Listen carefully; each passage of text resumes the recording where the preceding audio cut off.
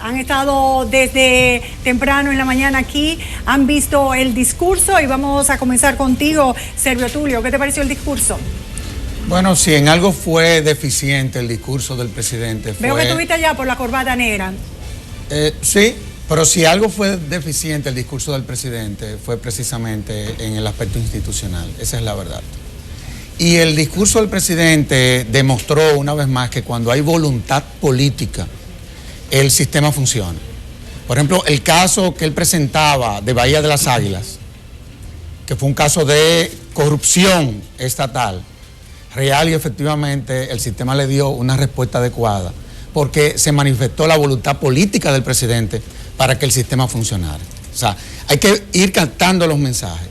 Mencionó la palabra justicia una sola vez. No, 2 veces, la conté. No, la corrupción... Te lo juro por mi papá que fueron 2 veces. La palabra corrupción la mencionó 2 veces, pero justicia una sola vez. Okay. Y eso evidentemente me llena de mucha preocupación.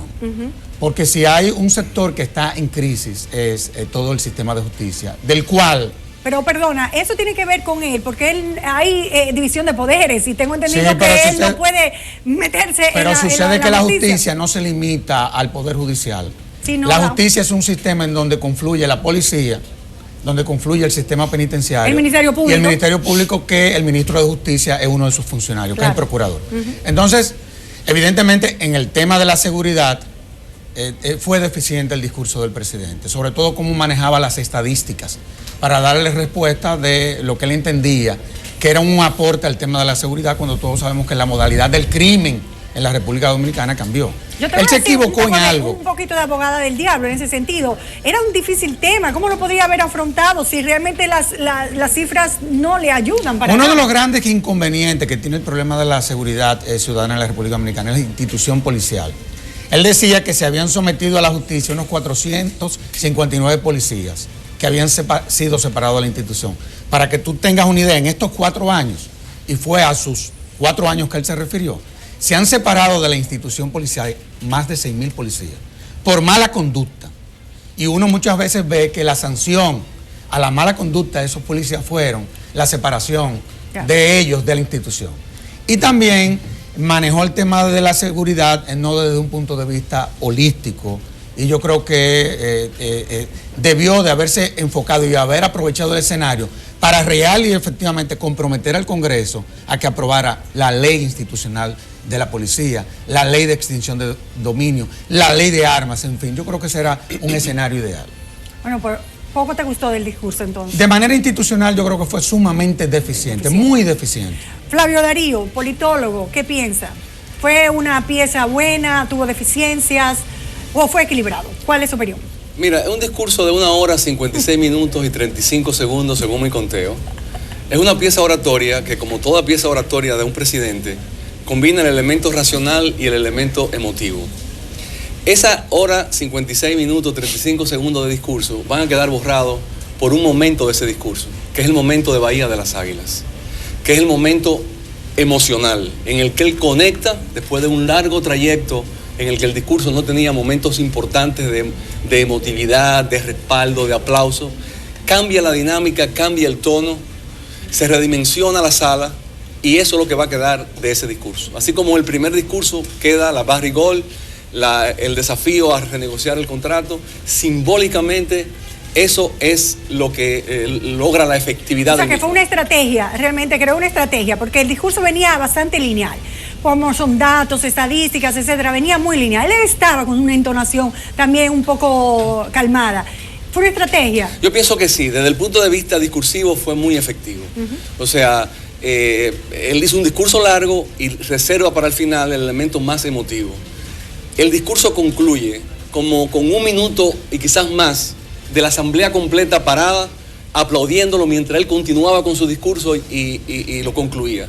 Primera vez que yo veo un discurso en la sesión de la reunión conjunta de las cámaras legislativas, un momento de ese tipo. De modo que él, que trata el elemento racional durante todo su trayecto, termina con el elemento emotivo, conecta con Piquilora, una catorcista, una luchadora por la libertad y por la democracia, conecta con una familia distinguida que decidió continuar la labor de su madre, de su hija Laura, por ejemplo. O sea, fue muy efectivo esa parte. Luego, en lo que tiene que ver con la dimensión racional del discurso, él evidentemente que para mí tiene dos elementos que articulan esto. Primero, la noción de que las cosas están cambiando y que hay que pasar del pesimismo al optimismo.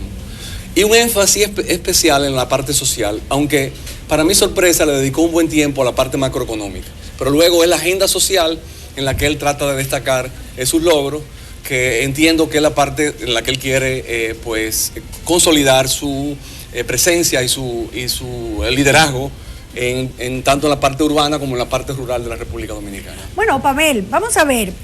Inmediatamente vimos todas estas estadísticas. De hecho, a los 10 minutos de su discurso, él dijo, bueno, vamos a la parte estadística, que algunas personas prefieren los números, como debe ser el caso tuyo, ¿verdad? Y entonces ahí, como establece Espinal, fue mucho el tiempo que se utilizó para dar estadísticas nacionales e internacionales. De inmediato, la oposición dijo que no, que todas esas cifras no eran verdad, que eran exageraciones y que no existen. ¿Tu opinión son ciertas y cómo consideras el discurso? Yo creo que el discurso lo que hizo fue sacarle filo a los aspectos que podía sacarle filo, en mucho basado en las estadísticas, pero y le dio en mucho de lado a los aspectos, digamos, más negativos, más cuestionables. Los aspectos más positivos, utilizando mucho la cifra, fue el tema del crecimiento económico, el tema del campo y la nueva atención al campo, el tema de las pymes y un cuarto tema, el educativo. Pero en el caso del crecimiento, lo que uno puede ver es cierto, hay un mayor dinamismo económico. Yo creo que independientemente de las dudas que puedan tener las cifras del Banco Central, cuando uno ve el contexto general, otras cifras apoyan que hay un cierto dinamismo económico más allá de la precisión de la cifra. Lo que pasa es que la comparación con América Latina es injusta, porque América Latina depende terriblemente de materias primas y toda América Latina está en el hoyo por esa dependencia de materias primas que están en el suelo en los mercados mundiales. Pero cuando uno se compara con otros países de la región, más al norte, las cifras no son tan espectaculares. Pero además, la economía dominicana históricamente ha crecido al 5.5%.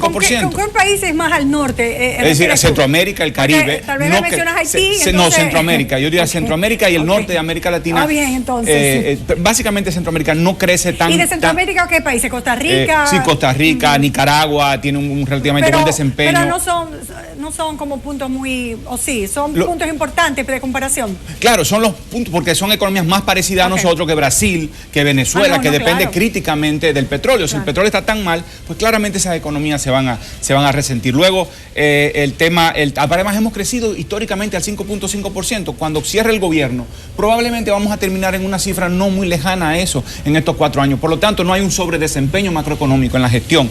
En términos de crecimiento, en la gestión no habrá eso en la gestión de Medina. Luego está en la cifra del campo. Yo creo que es un tema positivo. Creo que el presidente merece crédito porque puso el campo en la agenda. Sin embargo, sigue siendo un programa limitado, pequeño. No le da el carácter de programa público, robusto e institucionalizado que merece. El primer año está muy bien. Ahora tienes que llevarlo a un nuevo nivel y sin embargo lo que sigue es esto de las visitas y demás, que yo creo que no es suficiente. Que no es suficiente. Pero habló como de 600 proyectos a raíz de las 100 y pico visitas que ha además, tenido. ¿cuáles son realmente los que han fructificado? Claro. La cifra ya es menor. Yo creo que lo que hay que empujar al gobierno, al Estado, a los políticos que se comprometan con algo mucho más robusto que esto, insistiendo en que fue un paso de avance. Luego está el tema de las pymes. Yo creo que es un acierto, ese acierto del gobierno, pero yo creo que todavía descansa mucho en el tema de crédito. Y eso tampoco logra articular una nueva política de desarrollo productivo, que es lo que necesitamos, donde las pymes juegan un rol.